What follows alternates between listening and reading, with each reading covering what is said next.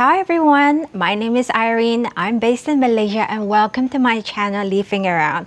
In this episode, it's going to be slightly different, not so much about plants, but to share with you a secret project that I've been working on for the past few weeks.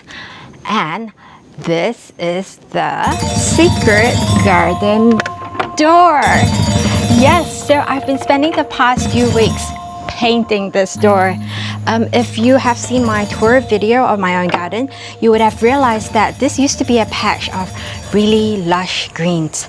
So I've decided to take the painful decision to rip them all out, place them somewhere else, and install a door here instead. Now, in this video, I'm going to share with you exactly how I turn a brand new door into one that looks as rustic and vintage as this. Before we get into the actual painting, I just want to share with you that I always advocate before you go on and create your garden to focus more on the hardscaping first. So this is like making your pergola or your footpath or your wall or any structure that you want to put in. And after you had all these hardscaping done, then add in the plants. That would be the right logical way to do it.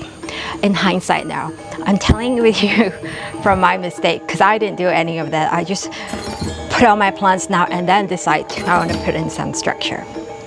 So if you're looking for garden decor ideas and specifically how to make a rustic door, then this is the video for you. Before I started this project, I was doing a ton of research, like how to make a door look rustic. The problem was the stuff that I found on how to make wood looking rustic were mostly just for indoor furniture. And then they all recommended to use chalkboard paint, which number one, I can't get chalkboard paint in Malaysia. It is something that seems to be very prevalent in the US. And secondly, they were for indoor use, so that would be quite useless for my outdoor. I needed a solution that would protect the wood from the elements of the sun and the rain. So in this video, I'm going to show you then exactly what I use. So first, what do we need?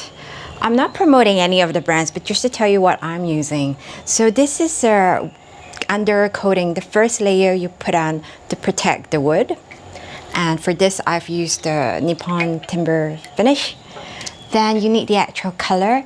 Here, I've selected a Deluxe, but this is a solvent oil-based paint and it's gonna stink. So I'm not gonna kid you, it's gonna smell. But it gives that high durability versus a water-based paint.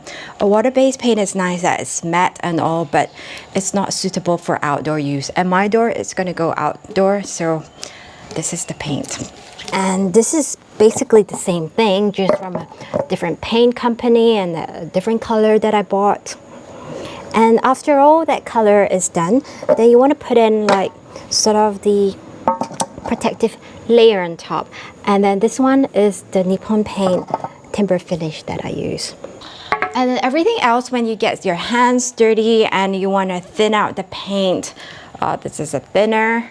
So all painters, decorators would know this, but in case you don't, you can't get solvent oil-based paint off your hands or whatever. If it gets stained, you have to use something like a thinner to wash it off. And also to clean and wash off your brush too at the end of the day. And so before you get started, make sure you throw on the shabbiest t-shirt you could find. Here, what I already have is a piece of wood that's already been sanded down. So before you start with anything, sand your raw piece of wood, and then you could then put on this layer of the timber coating base finish that I was talking about that gives protection to the wood. After that's done, then we sanded it and then painted it again. So there's two coating of base here. Before I put the paint on, I will just give it a good dust to make sure there's no dirt and dust on it, which then we will paint it in. So before you open the can of paint, I suggest you put this on so you don't faint from the awful smell. Ta-da! So I've chosen turquoise for the color of my door because I like green, but it's not entirely green, it's like bluish green, so it reminds you of the sea. Okay. This is the first coating, so it doesn't have to be too perfect.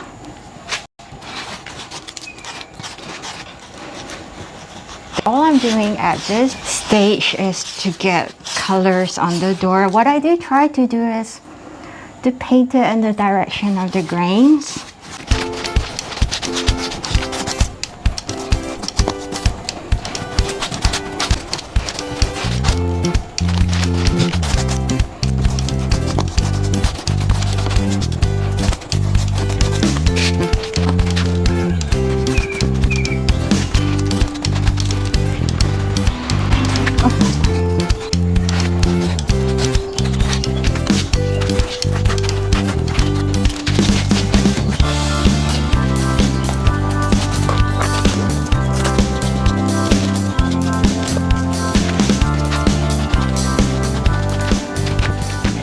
Okay, so we are now 24 hours later and the paint is kind of dry, and I'm gonna do some sanding now. My husband has given me this orbital sander, is that how you call it? Okay, you could equally well use sandpaper, but apparently this is faster. Before that, I'm gonna wear a mask so I don't breathe in all these bits of dust.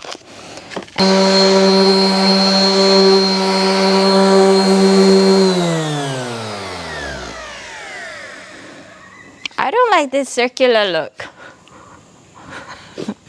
Cut.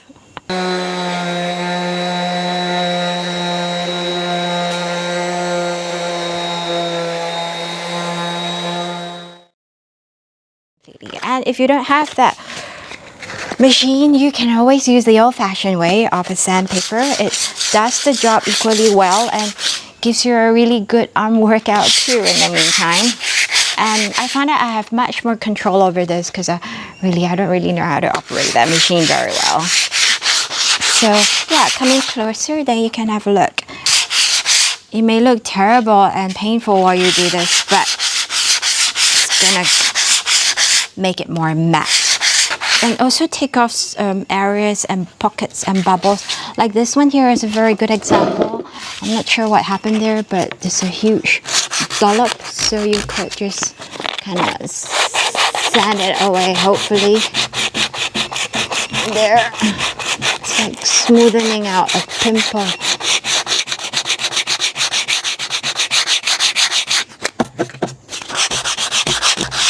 Ta-da! It's gone. And if you've got patterns that protrudes out to kind of emulate natural wear and tear, you could sand off the top part because that's where naturally it would be getting into encounter with more touch and other things. So after sanding it, we get the door on the left, and then we're now gonna further process it to look like the door on the right, where you could see there's patches of brown. I'm trying to achieve that patina rust look here. So I'm taking a lighter color, and it's a really quite a dry brush to give that coat of white. So, and I try not to do it so that we have streaks. I like it to have more of a cloudy, powdery effect. Kind of like if you're putting on makeup. There, that sort of effect that I'm after. So less streaky, and the way I found out how to do this is just kind of to dab on it. Like how you dab the makeup on your face. Too much white, migrate them over to the top.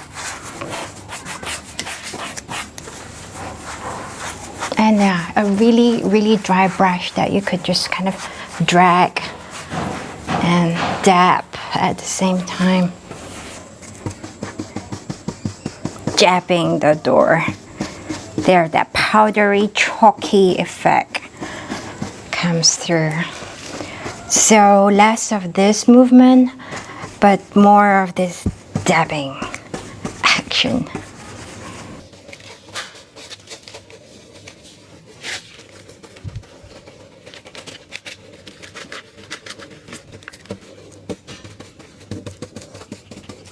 Yeah, I felt I had a bit too much white, so I'm putting back some turquoise here. I think there's no rule. You just do what seems right. So there, the turquoise is now coming back. And kind of like a gradual blend, but not blending it together, but rather just dabbing it for the colors.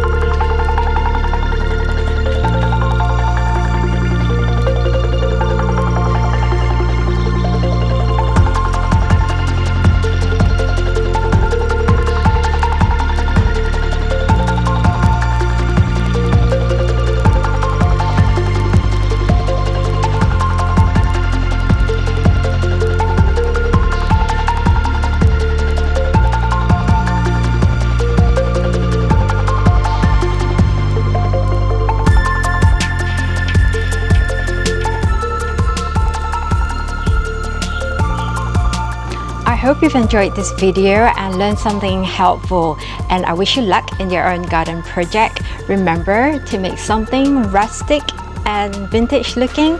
All you need is a piece of wood and then play around with the coating.